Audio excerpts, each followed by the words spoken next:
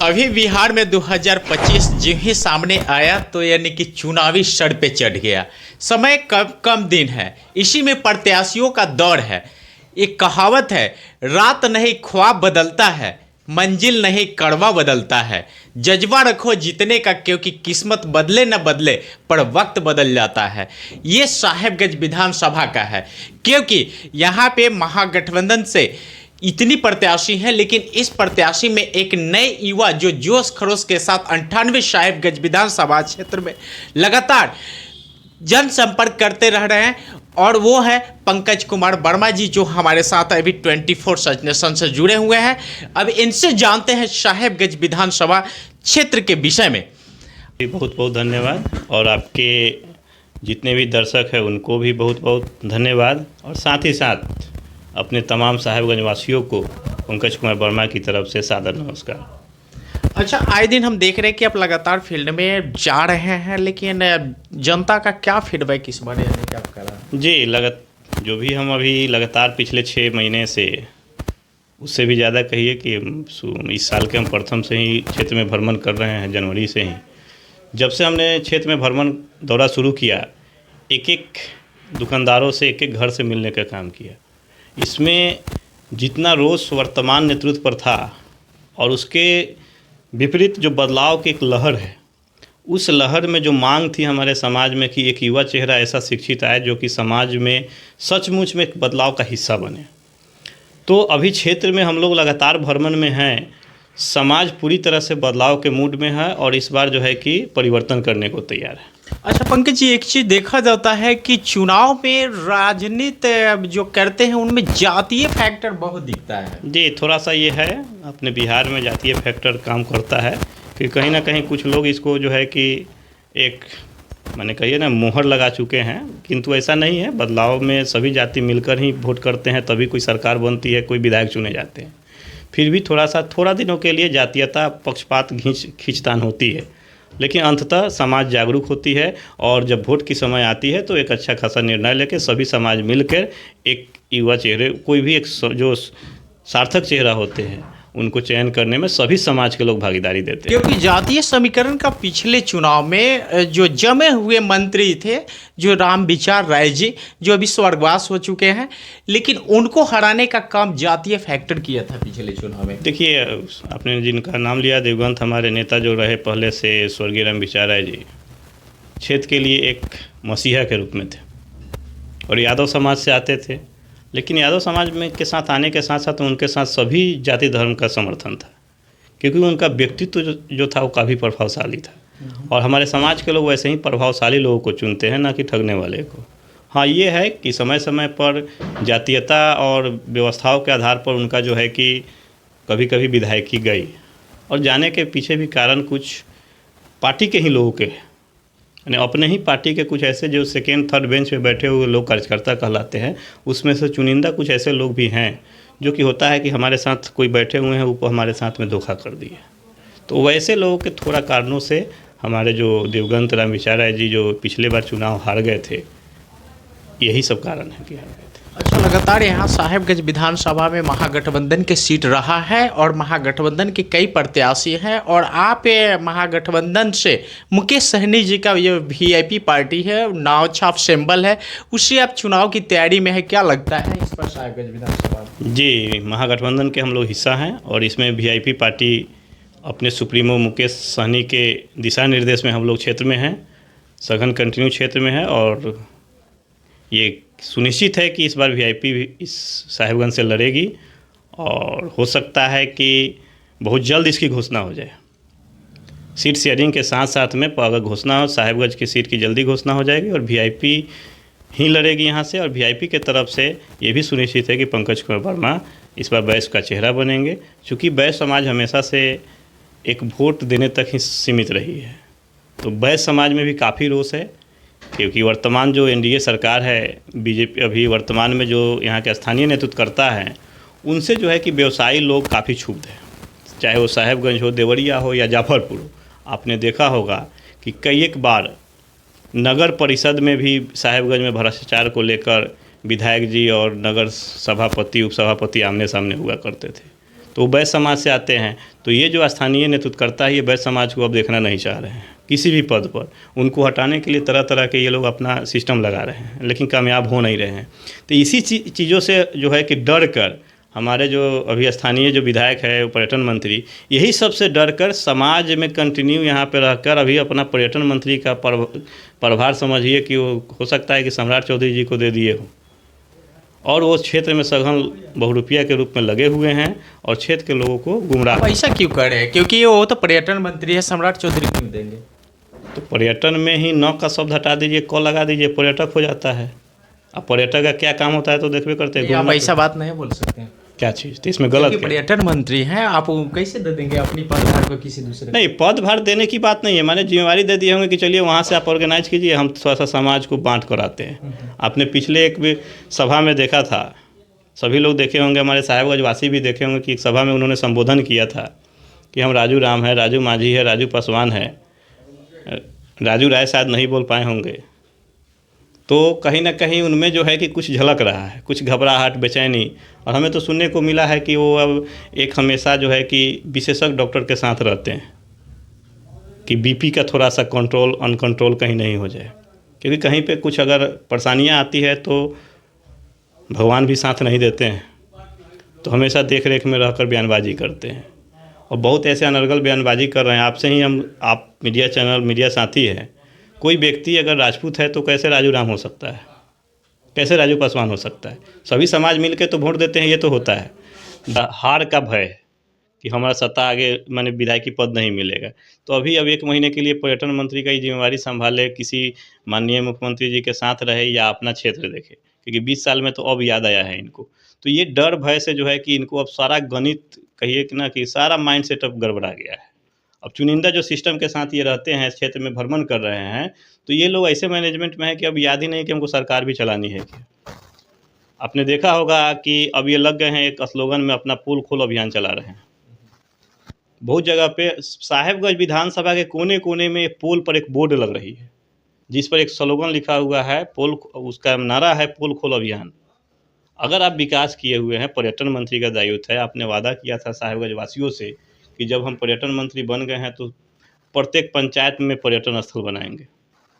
आपने अभी तक, आप मीडिया साथी किसी भी क्षेत्र में एक भी उठाकर बता दीजिए कि कहीं पे पर्यटन के लिए कोई प्रयास भी किए हैं क्या? अभी ताबड़तोड़ सिर्फ सड़क का शिलान्यास कर रहे हैं, उसमें भी हमारे देवरिया से धरफड़ी रोड लंबे समय से धरफड़ी वासी का मांग रहा है। आज देखिए क्या हाल है धरफड़ी चौक पे, ये देवरिया चौक पे धरफड़ी जाने वाली रोड में।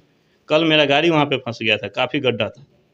तो ये हालात यहाँ का व्यवस्था है। तो ये सभी चीज़ों में वो भूल गए हैं, इसलिए किसी भी नीतीश कुमार जी के सभा में वो चाहे किसी प्रोग्राम में नहीं जा पा रहे हैं। उनको डर हो गया, उस क्षेत्र में कंटिन्यू बने हुए हैं और बैठक करके ये सुनियोजित तरीका कर रहे हैं कि कैसे समाज को 2 भागों में बांटे और अपने जीत को सुनिश्चित करें। पर्यटन की बात कहिएगा तो अभी बाड़ा दाऊद में जो मंदिर है उसको साप्ताहिक मेला करवा दिए, बड़े बिहार का नंबर 1 में। उसके बाद फुलवरिया में स्वीकृति दिलवा दिए। तो और ऐसे ऐसे कई जगह यानी कि वो काम करवा रहे हैं, फिर भी आप करें कि नहीं? जी, हमने भी कहीं प्रिंट मीडिया और आप लोग के मीडिया चैनल में देखा था कि फुलाड मंदिर के लिए 11 करोड़ रुपए की राशि स्वीकृत कराई गई थी। खुशी इस बात की है कि चलिए कम से कम ये तो आपको ध्यान आया कि किसी न किसी फंड के लिए स्वीकृति जरूरी है। लेकिन सवाल है कि इतना लंबे समय के बाद में विकास के लिए आपको एक मंदिर याद आई? भगवान तो किसी भी तरह से रह लेंगे, आस्था होनी चाहिए, पूजा होंगे। सबसे ज़्यादा ज़रूरी तो शिक्षा है, स्वास्थ्य है। उस पर आपने क्या किया? क्या किसी स्कूल का दौरा आपने किया कि किसकी चारदीवारी है, किस में बोर्ड लगा हुआ है, कहाँ कंप्यूटर लैब है या नहीं है? आपने एक 11 करोड़ की राशि का स्वीकृत करा दिया, उसको मीडिया में आप ढोल पिटवा दे रहे हैं। हम भी भगवान में मानने वाले, हम भी महाकाल के बहुत बड़े भक्त हैं, और आप जो अपने निजी आवास पर उतने बड़े मंदिर का भव्य निर्माण धीरे धीरे करवा रहे हैं, और जो बड़ा एक कैंपस का आप रचयिता बन रहे हैं, वहीं पे कोल्ड स्टोर भी आपका है। यानी कहीं ना कहीं एक राजतंत्र के रूप में आप वहाँ पे राजा बनना चाह रहे हैं, साहेबगंज को आप अपने चुंगल में रखना चाहते हैं। तो ये साहेबगंज की जनता समझ रही है, देख रही है, और ये जो कह सकते हैं कि अभी शिलान्यास और फंड की जो स्वीकृति है कहीं ना कहीं चुनाव के दृष्टि से है कि चुनाव में भी खर्च करना है। क्या उस स्वीकृति हुई है वो काम होगा? क्या उसका पूरा सार्वजनिक डाटा प्रस्तुत करेंगे क्या? तो ये सारी चीज़ जो है कि वो भ्रम में रखने के लिए, जनता को गुमराह करने के लिए। आप जब वहाँ की बात किए हैं तो झपई देवी तो भी इतना प्राचीन जगह है जहाँ पे बहुत दूर दूर के लोग आते हैं। आपने झपई देवी जो मंदिर है उसके कायाकल्प के लिए क्या किया है अभी तक? क्या कोई उसका रोड मैप आपने तैयार किया है क्या? जबकि उससे ज़्यादा यहाँ पे पर्यटन के रूप में है ये। आप पर्यटन मंत्री है तो पर्यटन स्थल के रूप में पहले झपई देवी को आपको बदलना चाहिए था। लेकिन वही थोड़ा-सा सुनने को भी आता है कि जातिवादी रूप में वहाँ पे इनके कुछ अपने लोग ज़्यादा हैं। अच्छा, एक सवाल है, बहुत कड़वा सवाल है, क्योंकि दोनों पक्ष के लिए कड़वा सवाल है। यहाँ से वीआईपी से जो चुनाव आप लड़ रहे हैं, उसके जो सुप्रीमो है, उनको तो औकात की बात दिखाने की होती है, तो इस पे आप उसी से सिंबल से चुनाव लड़ेंगे, क्या जीत पाएंगे साहिबगंज में? देखिए, ये जो आपने कहा बहुत ही सही बात है कि हमेशा आए दिन ये वर्तमान जो मंत्री जी हैं, हमेशा से जो है कि टिप्पणियाँ करके हमारे सन ऑफ अल्लाह मुकेश सहनी जी जो पार्टी सुप्रीमो है उन पर ये सुर्खियाँ बटोरना चाहते हैं। लेकिन इसमें आपको बता दें, आपके चैनल के माध्यम से अगर सुन रहे हैं तो उनको भी बताना चाह रहे हैं कि एक कहावत है कि जिनसे कुछ नहीं होती है ना वही ज़्यादा चिल्लाते हैं। अब इस कहावत तो पुराने ढंग से बहुत सारी है, हम माने इसको छोटा-सा शीर्षक दे रहे हैं कि जिसका खुद औकात नहीं, वो दूसरे का क्या औकात नापने चल रहा है। आप औकात की जब बात आती है, खरीदने की बात करते हैं, उसी में ये समझ नहीं पाते हैं कि हम क्या बोल रहे हैं। मुकेश सहनी को औकात भी दिखाते हैं। अब मुकेश सहनी जी के ही सिंबल से, उन्हीं के सानिध्य में आज वह विधायक बने हुए हैं। ठीक है, आप एनडीए गठबंधन के हिस्सा उस समय थे, तो आपको टिकट दिया गया। आप आरोप लगाते हैं कि मुकेश सहनी जी टिकट बेचते हैं, मुकेश सहनी जी इधर-उधर भागते हैं, ना?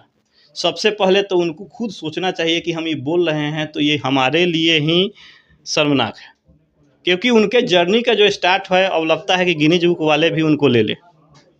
गिनीज बुक में नाम लिखने के लायक अब विधायक जी हो चुके हैं पार्टी बदलने का।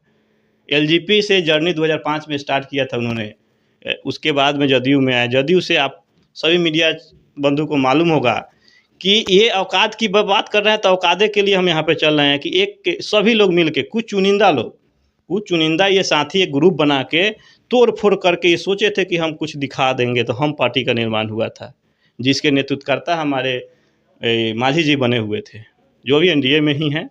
तो मांझी जी के कंधे पर ये लोग जो है कि शस्त्र रखकर सोचे कि हम सत्ता में माने अपना कुछ वर्चस्व कायम करेंगे। लेकिन इनकी औकात 2 ही 3 महीने में पता चल गई।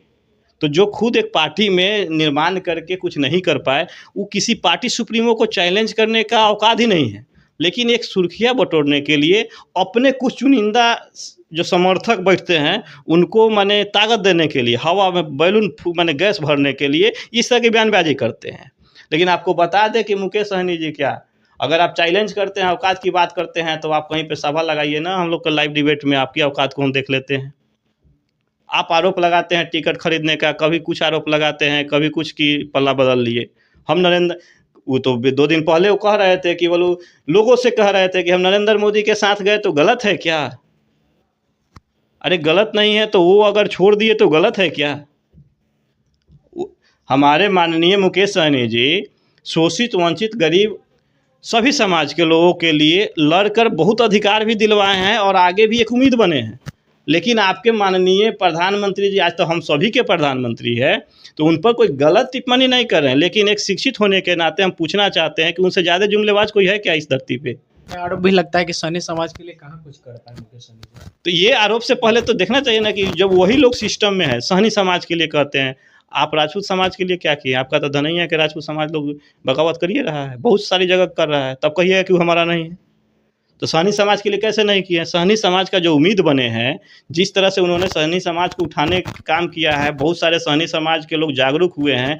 पहले माने उस तरह का माहौल नहीं था। सहनी समाज जो है कि मजबूती से सरकार में बैठ रहे हैं, ये लोग सरकार को, सिस्टम को अपने अनुरूप चलाने का क्षमता रखते हैं, तो कहीं ना कहीं सहनी समाज में कुछ तो ताकत मिली है।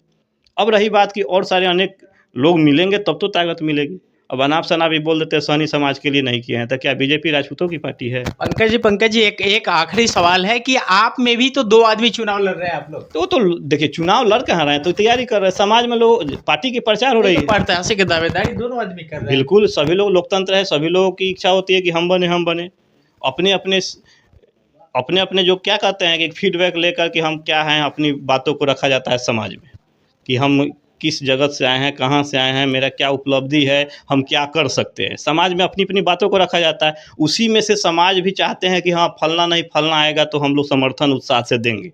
अब रही बात कि अगर बहुत सारे प्रत्याशी है, हमारे पार्टी में 2 आदमी हैं, तो ये तो सुप्रीमो को तय करना है कि किस समीकरण के आधार पर किनको भेजेंगे, तो जनता जो है कि उत्साहपूर्वक हम माने उसमें से जिता कर हमको भारी रिकॉर्ड मतों से भेजेगी। अब इस रूप में हम कह सकते हैं कि आज इस पार्टी महागठबंधन से वैश्य समाज को अगर टिकट मिलती है, वैश्य समाज में जिसमें प्रबल दावेदार हैं, अगर टिकट मिलती है तो भारी उत्साह होगा और सभी समाज का हमारा समर्थन मिलेगा। और आपको बता दें, आपके चैनल के माध्यम से सभी लोगों को हम कह रहे हैं कि अगर ये चेहरा का घोषणा हो जाएगा तो एनडीए ही टूट हो जाएगी। जो आज एनडीए गठबंधन है, जिसमें एक इस व्यक्ति विशेष को सुनियोजित करके जो तोड़ा गया है, हम तो कह रहे हैं कि मेरे चेहरे से भाजपा, लोजपा और जदयू सब विखंडित हो जाएगी साहेबगंज में, और बहुत सारे लोग यानी कि 50% से अधिक लोग हमारे साथ होंगे, एक मंच पे होंगे। और ये कोई जुमला नहीं कह रहे हैं, ये हकीकत है कि पंकज कुमार वर्मा के नाम से ही बहुत लोग खुशी की लहर दौड़ जाएगी कि चलिए कोई तो आया जो कि किसी के सामने अपनी बात को बेबाकी से रखता है और के माने पॉइंटेड बात रखता है, विकास। अच्छा, सहनी समाज के बेटा बनते हैं मुकेश सहनी, सन ऑफ मलाह यानी कहे जाते हैं, तो राजेश सहनी को कैसे छोड़ देंगे? तो सहनी देखिए, तो अब सहनी समाज के बेटा तो खुद है ही, सहनी समाज के तो खुद नेता हैं। तो सहनी समाज में अगर हम लोग मान लिए वहाँ पे उनको, वो भी समझ रहे हैं कि हम लोग तो नेतृत्व करिए रहे हैं, तो हर जगह अगर सहनी समाज को देंगे तो फिर सहनी समाज से जीत जाएंगे क्या अगर बीजेपी अगर एक कोई व्यक्ति को कहीं पे भेजता है, उस जाति से जीत जाएंगे क्या? इस बार कहीं ना कहीं जातीय समीकरण को एकजुट किया जा रहा है। जी बिल्कुल, ऐसे भी लोकतंत्र में किसी भी पद को हासिल करने के लिए सभी जाति का सहयोग होता है, तो उसमें सभी जाति को पद भी मिलना चाहिए। अब एक ही व्यक्ति को, ये तो भ्रमित कर रहे हैं विधायक जी, ये जो पर्यटन मंत्री वो लोगों को गुमराह कर रहे हैं कि सहनी समाज को क्या दिए। तो हम पूछना चाहते हैं कि आप राजपूत समाज में हैं तो क्या राजपूतों की पार्टी है कि राजपूत को ही मिलेगा? सभी समाज को आना चाहिए।